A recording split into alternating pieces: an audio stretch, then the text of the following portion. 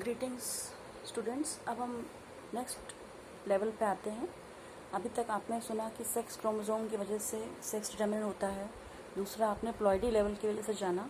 अब तीसरा एक तरीका है, वो है रेशियो का, कि एक्स क्रोमोसोम और ऑटोसोम का रेशियो क्या है। उसके बेसिस पे जेंडर या लिंग का निर्धारण होता है बच्चों में। और कीट जगत में जैसे कि ड्रोसोफिला है, उसमें इस तरह का रेशियो सेक्स डिटरमिन करता है। सबसे पहले इसकी खोज ब्रिजेस नाम के साइंटिस्ट ने की थी और उन्होंने इसको genic balance theory of sex determination कहा था।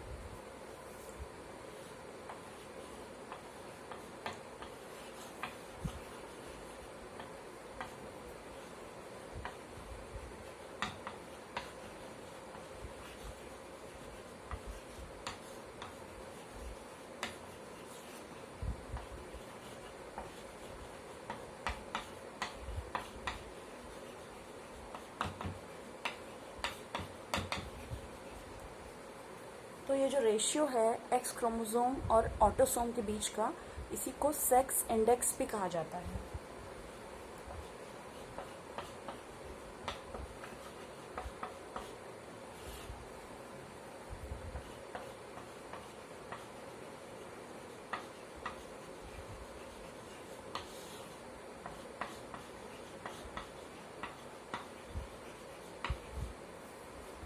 तो एक इंडिविजुअल के सेल में कितने एक्स क्रोमोसोम हैं और कितने ऑटोसोम हैं, इसका रेशियो, और उस रेशियो में अलग अलग जो वैल्यूज़ हैं इसके हिसाब से जेंडर का निर्धारण होता है।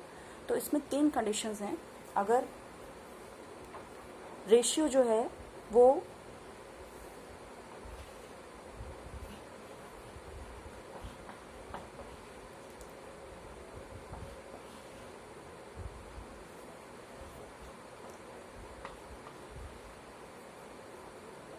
अगर रेशियो 0.5 या उससे बिलो है तो सभी इंडिविजुअल्स जो होते हैं वो मेल होते हैं।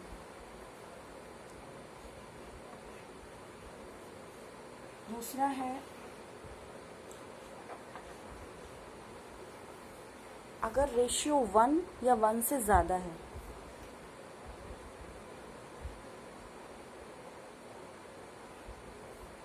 तो सभी इंडिविजुअल्स फीमेल होते हैं। देखिए इसमें 0.5 या 0 से कम, 0.5 से बहुत बिलो होगा तो वो क्या हो जाएंगे, सुपर मेल्स हो जाएंगे।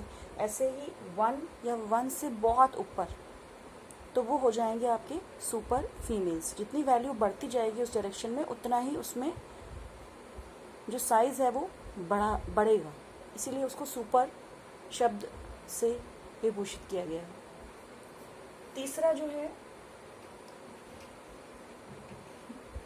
जब रेशियो 0.5 से 1 के बीच का रहता है तो आपका जो सेक्स है वो ना तो मेल है ना फीमेल है, वो है आपका न्यूट्रल सेक्स। तो इस तरह से आप देख रहे हैं कि सेक्स इंडेक्स, जहाँ पर एक्स क्रोमोसोम्स का नंबर और ऑटोसोम्स का नंबर का रेशियो निकालकर उस रेशियो के बेस पे जेंडर का निर्धारण हो रहा है। इसी को genic balance theory of sex determination कहा गया है और इस थ्योरी को वर्कआउट किया गया था ड्रोसोफिला में। This was an experimental model. आपको पता है कि एनिमल सिस्टम में ड्रोसोफिला जेनेटिक्स के लिए सबसे बेस्ट मॉडल माना गया है, इस पर सबसे ज़्यादा काम किया गया है। तो इस तरह से ये है ब्रिजेस की जीनिक बैलेंस थ्योरी, जहाँ की सेक्स क्रोमोसोम और ऑटोसोम दोनों बराबर कंट्रीब्यूट कर रहे हैं सेक्स डिटरमिन करने के।